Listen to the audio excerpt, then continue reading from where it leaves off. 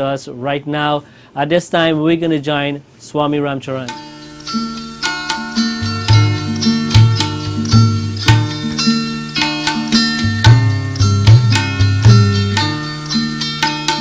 With great love, with great respect, I want to welcome all of you to the Hindu Learning Center Lifecode series from Miami. We come to tell you a lot about your life. At the request of Marlon, we want to thank you very much for giving us the opportunity to present this stuff.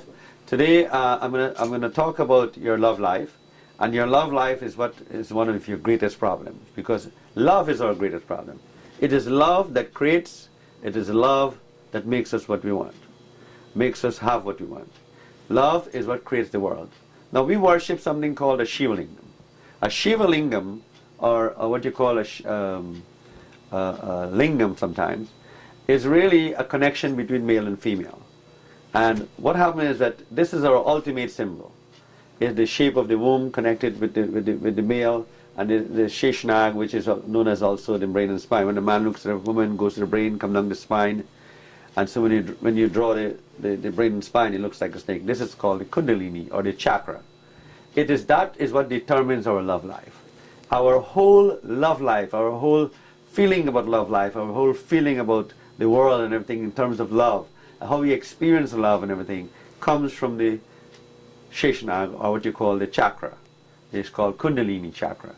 A lot of Hindus do not know this, but a lot of people in Hollywood knows this, that our snake is not really a snake that we worship. It is really the Kundalini chakra. And even if you go back to the Bible never said the snake was evil. It never said it was an apple. It just said fruit of desire from the tree of knowledge, and it's a serpent. So some people don't read the Bible, don't realize that, okay, the apple was just a made-up thing, so that kids will not, get affected by it. But the story is that Adam and Eve and the Shivling and all the Kundalini and the chakra yoga and so that we do is all related to each other, and it's all about love. Our ultimate symbol of Hinduism is the Shivling, because it is Shiva, it is Durga, and it is Sheshnag, which is the vibration of the universe. We said that in one of our episodes last week, that the snake is really a vibration. It shows that the whole universe rests on vibration. That's why Lord Vishnu sits on the Sheshnag, and he rests on the Sheshnag, and Sheshnag really represents vibrations, and Lord Vishnu being the universe sits on the vibration. The whole of the universe exists. We don't have to go to physicists and scientists to understand our universe. Just go to our Hindu philosophy and you will understand how the universe is created. It was created this way. And so what happens now is that love is our ultimate symbolism. You notice all our gods have wives and married and so on. And so because without love, the world cannot exist. Without love, there is no children. Without love, there is no world.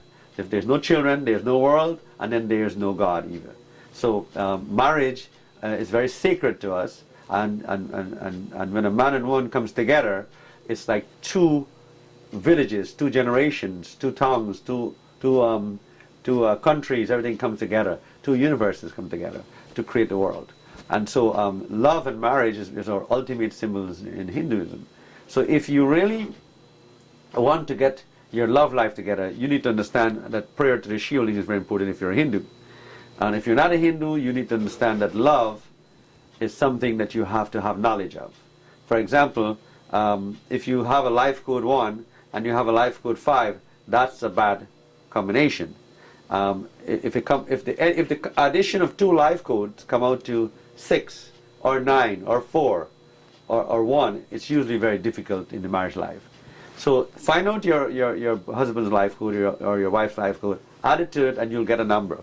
And that number, if it's a 6, is bad, and that means that you'll have some difficulty quarreling. If you have a 9, then you'll suffer for money, and if it's 1, then you'll be lonely with each other. So life code, as I said, you also can get a life code book to find your life code.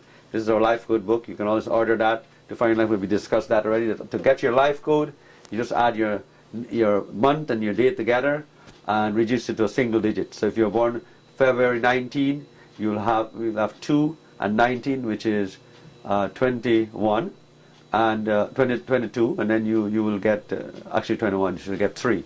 So now, if you are able to add the numbers and you get a higher number than 10, you reduce it to a single digit.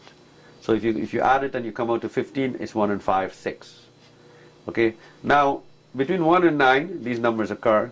So this determines your love life. Now if you want to know how to correct your love life, or if you want to know the love life that you're in, if it can be made better, you can also order a book called the Vedic Sexual Code. It's not a sexual code book. It's actually about marriage and love, but it actually goes by the Vedic Sexual Code because that code determines how you enjoy your marriage life. And so we produced a book called the Vedic Sexual Code. It's been revised a little bit, and a lot of the information has been updated recently. And this sexual code book is going to provide you with all kinds of matching of your life code with another person's life code to see how your match goes and how your compatibility goes. In Hinduism, we are very careful about who you marry, and the reason why is because when you marry, you produce a child, and that child can be an Osama bin Laden, an Einstein, or Newton, or it can be Bill Gates that will produce the whole world. So we are concerned about every couple that gets married, because a couple that gets married has to produce things that will progress the world. So here again, why marriage is chosen as a proper match for people. That doesn't mean that you should not choose the one you love. It does help if you can do that matching, and if you love the one that love the person and you want to marry that person that you love, you still can do that as long as you know what the conditions are and how you can change that condition with the mantras, with the prayers, and so you seek the help of a Brahmin priest, and usually he is able to tell you, advise you what to do if it's a bad match or a good match, and to help you with your marriages. So the whole idea is that marriage is really a great foundation in our life, and we should really work on it.